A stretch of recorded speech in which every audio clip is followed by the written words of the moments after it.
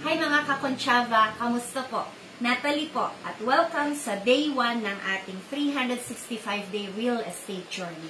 Topic po natin today, what is real estate and why invest in it? Ang real estate po is all about land and the structures built on it, like bahay, kondo, lupa, commercial spaces, o kaya po farmland. Kapag sinabi po nating real estate, hindi lang po siya literal na property. Kasama dito yung rights to own, use, o kaya po rent out the property. O, diba?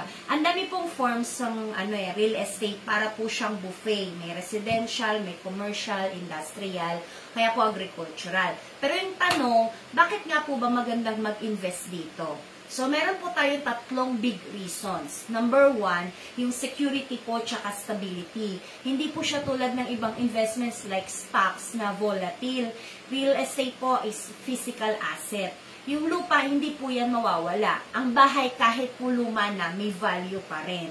Sabi nga, yung lupa, hindi po yan nadadagdagan. Kaya kung gusto nyo po ng secured yung pera mo, real estate po ang sagot. Yung pangalawa naman, passive income. Kumikita ka kahit natutulog ka. Example po, mag-invest ka sa kondo, papaupahan mo. Ay di yun, meron po kayong monthly income. Kaya bumili ka po ng commercial space, long term po yung income source na yun. Extra tip din, marami pong OFW yung nag-i-invest sa rental properties dito kasi steady po yung demand sa Pilipinas. Lalo na kung malapit sa school, business districts o kaya po transport hub. Tapos, number 3 po, yung long-term growth. Yung real estate po, yung property value, tumataas po siya over time. Yung lupa mo, binili ko, halimbawa ng lolo mo, 10,000 noon, worth millions na po yan ngayon. Kaya it's not just for you, para din po ito sa future generations mo. Real estate is an investment in your family's future. Pero syempre, kailangan strategic din po tayo kung saan at kailan ka bibili.